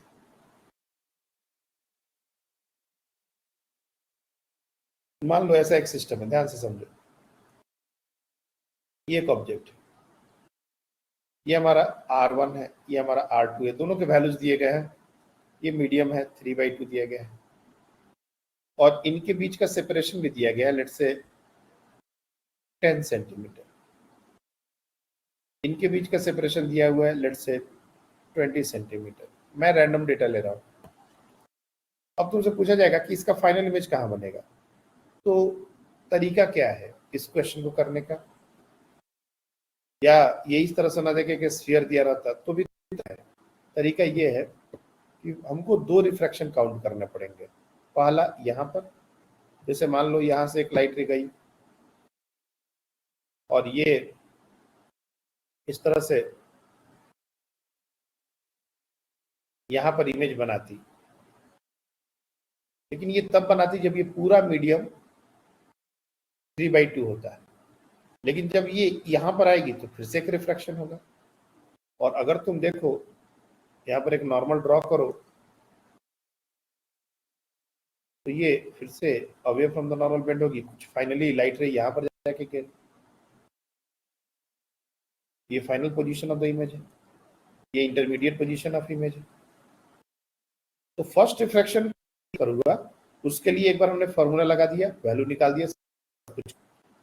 अब जो हमारा भी आया वो कायदे से यहाँ से यहाँ तक का डिस्टेंस है, ये आ गया भी, और अगर इसको V1 बोलो तो ज्यादा अच्छा है। अब जब नेक्स्ट जो रिफ्रैक्शन होगा वो यहाँ पर होगा, यहाँ पर, और उसके लिए जो ऑब्जेक्ट है वो ये I1 ऑब्जेक्ट की तरफ। तो ऑब्जेक्ट इज हियर और हम ऑब्जेक्ट डिस्टेंस क्या होगा, तो V1 में से अपन ये 10 सेंटीमीटर को माइनस कर देंगे तो ये हमारा आ जाएगा V1। एक क्वेश्चन ही ले लो, ये पूरा मल्टीपल रिफ्रैक्शन का एक, just give me a moment.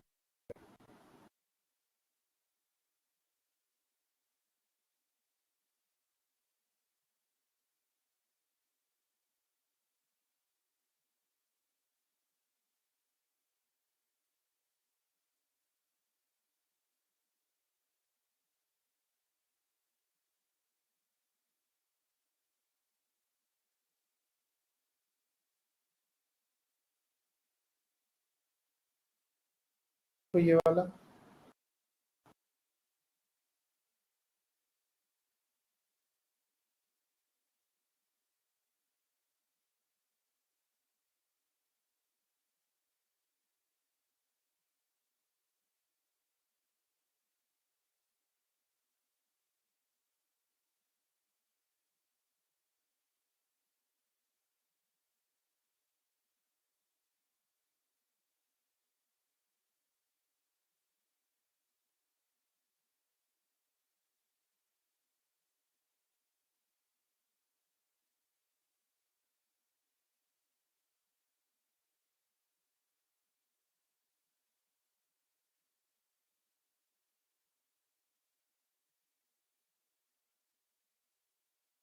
अब यहाँ पर दो सरफेसेस, यहाँ पर एक पाला रिफ्रैक्शन का पॉसिबिलिटी है, दूसरा यहाँ पर है। लाइट रे यहाँ से कहीं और चली जाती, पाला इमेज कहीं और बनता है। लेकिन सेकंड केस में फिर से यहाँ रिफ्रैक्शन हुआ और फाइनल इमेज यहाँ। ये दोनों इक्वी डिस्टेंट होने चाहिए, इसके लिए कंडीशन निकालना है अपने को।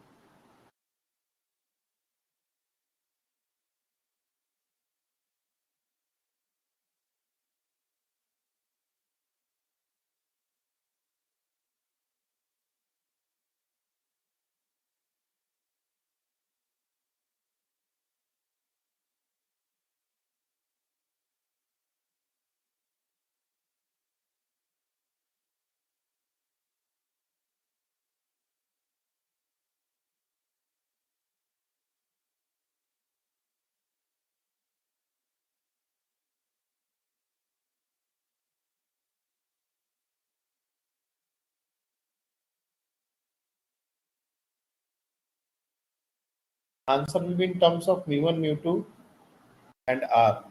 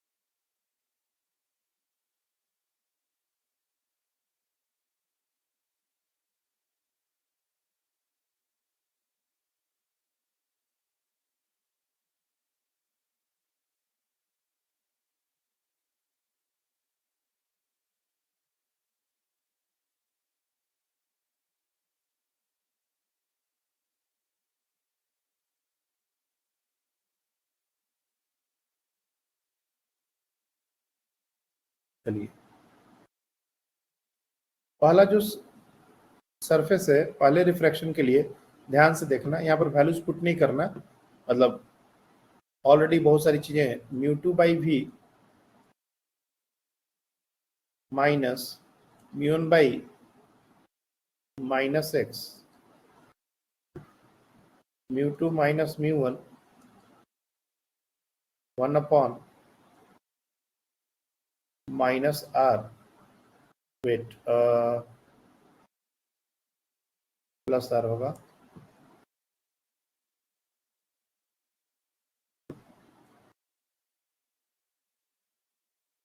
जैसे यहां से लाइट रे गई और यहां से रिफ्रैक्शन के बाद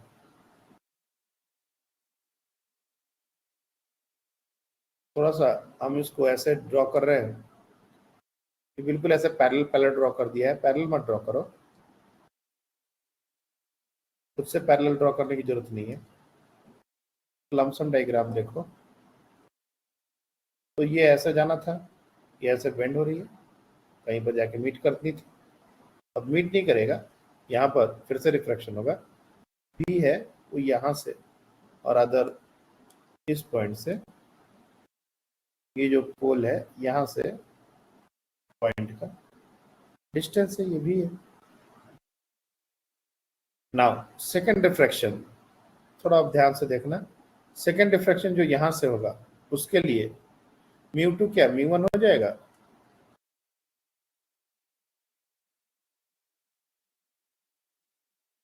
हो जाएगा,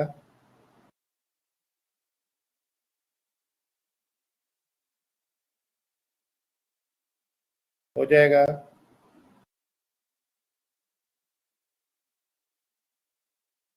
हाँ सर। पर where would an object be placed so that a real image is formed at equidistance from the sphere? यानी कि जो फाइनल इमेज बन रहा है वो उसी डिस्टेंस से बन रहा है, मतलब इसको x रख दिया जा सकता है। mu2 by v final image का पोजीशन है, इस पॉइंट से वो x डिस्टेंस से बन रहा है, तो ये भी x positive. Mine mu2 by v minus mu1 क्या है, mu2 है यहाँ पर, u ऑब्जेक्ट डिस्टेंस, यहाँ पर ऑब्जेक्ट पॉजिटिव लेना होगा या नेगेटिव,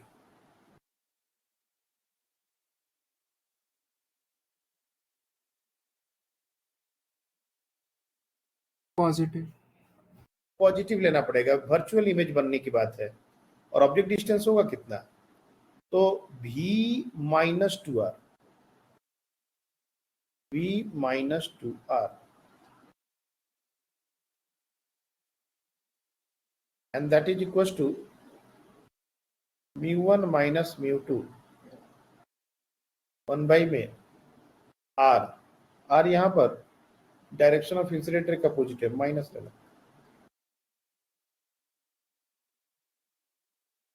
ये दोनों हमारे वैल्यूज हो गए। अब यहाँ पर माइनस को मल्टीप्लाई कर दोगे तो ये बिल्कुल ऊपर वाला ही शेप ले लेगा, और इसको थोड़ा सा एक्सपैंड कर दो, एक स्टेप और आगे बढ़ते हैं। mu1 by X minus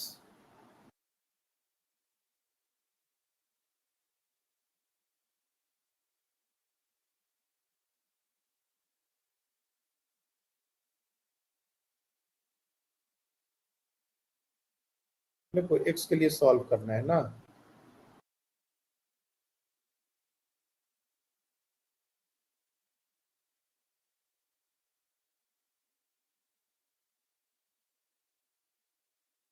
minus कर देंगे तो x का टर्म गायब हो जाएगा। वेट,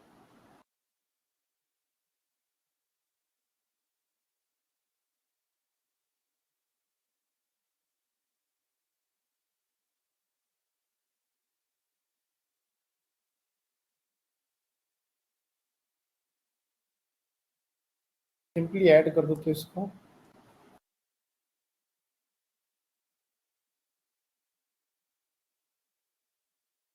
तो ये हमारा म्यू वन बाई एक्स, ये हमारा म्यू वन बाई एक्स, ये हमारा two mu one by X हो जाएगा, और ये v माइनस टू आर।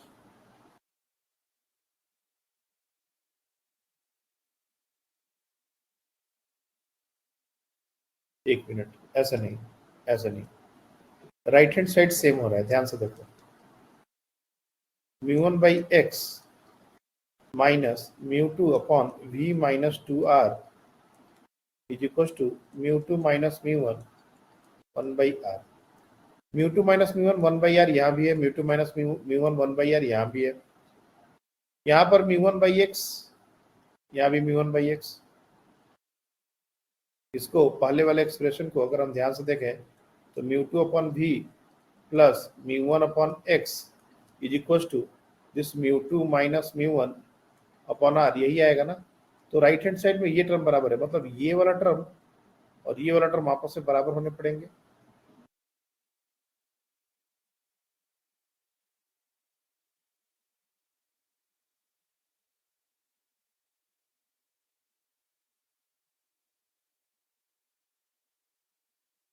एक मिनट,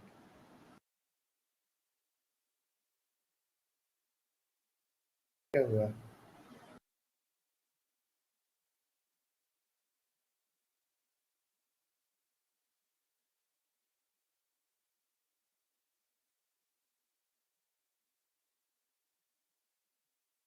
हम्म?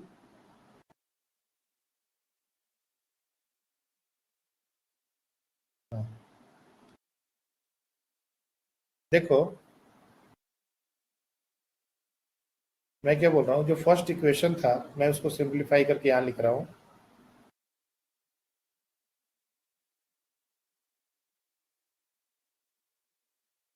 Mu two upon V plus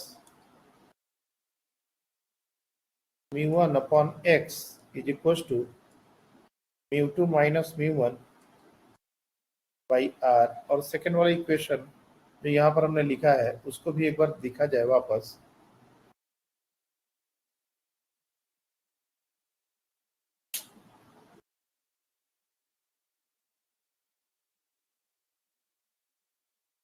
तो mu one upon X minus mu two upon V minus two R is equal to mu two minus mu one upon R. अगर इसे minus common ले लें तो mu two by V और mu two by V minus two R ये दोनों बराबर, यानी कि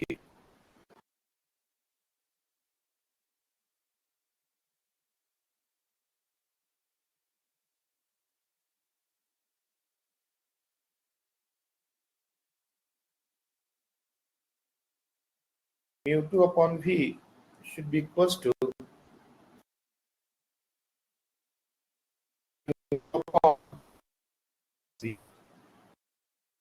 यहाँ से two V is equal to two R, V is equal to are.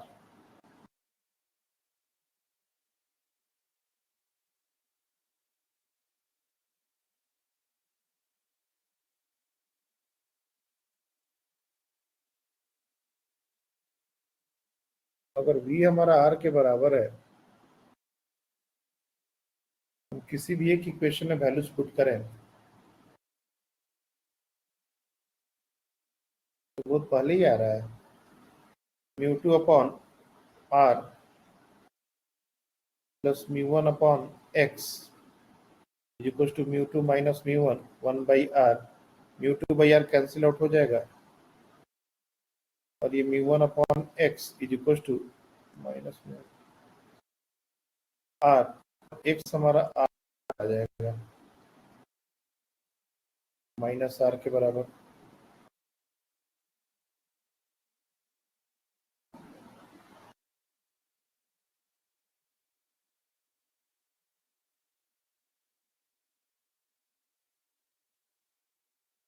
A sphere of radius r made up of material of refractive index mu2 is placed in a medium of refractive index mu1. Where would an object be placed so that a real image is formed at equidistance from the sphere?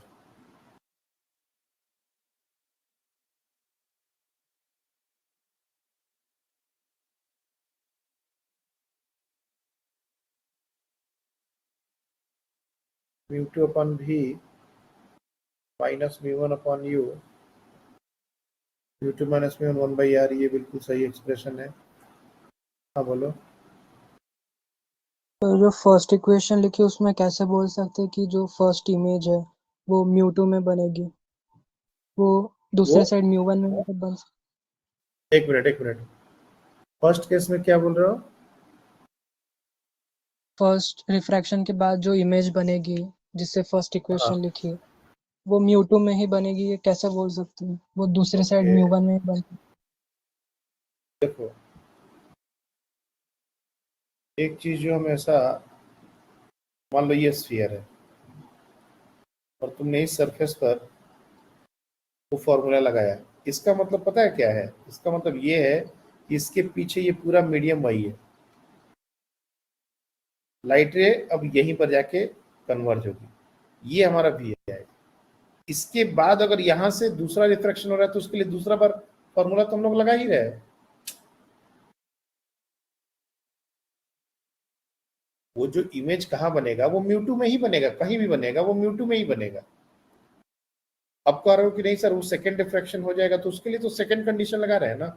अगर वो medium वहां से block नहीं होता तो हमारा तो एक ही इक्वेशन में आंसर आ जाता।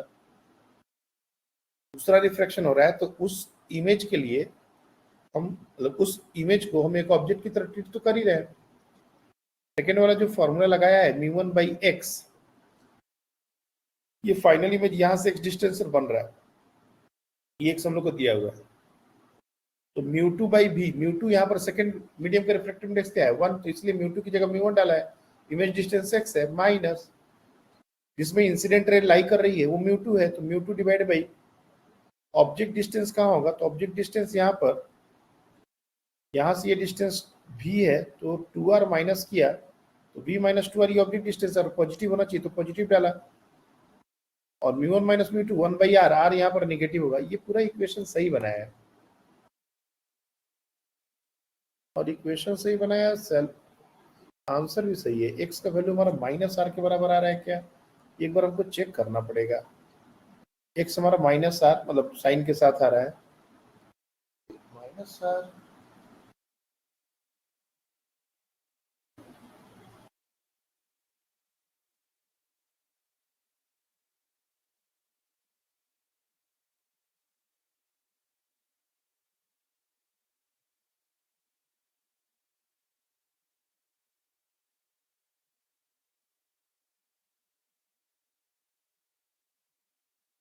एक मिनट, मैं जहां से क्वेश्चन लिया हूं वहां पर एक बार आंसर चेक कर लेता हूँ, just give me a moment.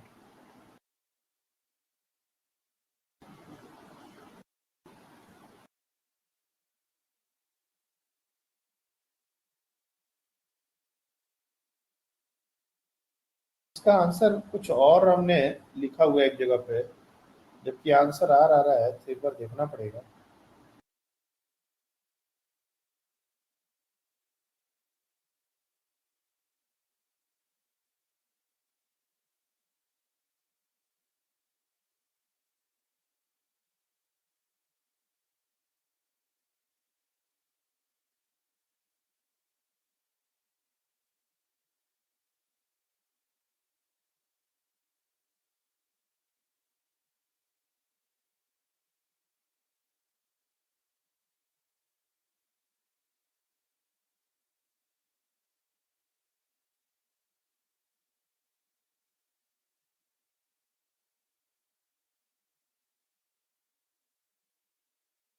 और गड़बड़ कहीं पर दिख रहा है किसी को?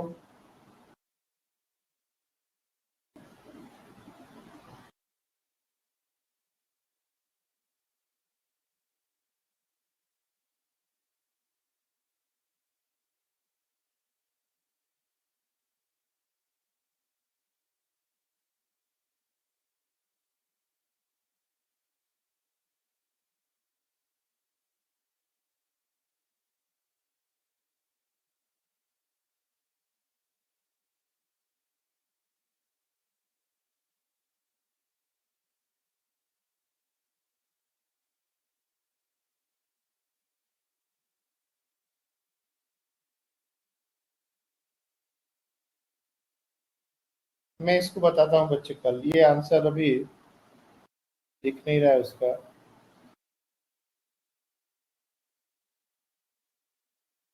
सेंगेज की बुक, ये सेंगेज की बुक है अभी, श्रद्धा आपके पास है?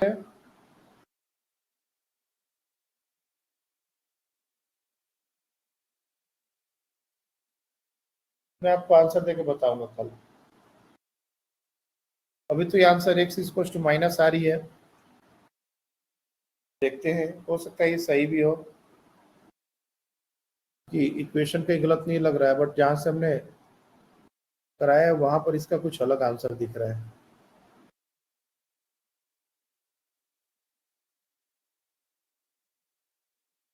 ठीक है, इसको हम लोग कल भी डिस्कस कर लेंगे, कोई दिक्कत नहीं। कल हम लोग लेंसेज डिस्कस करेंगे,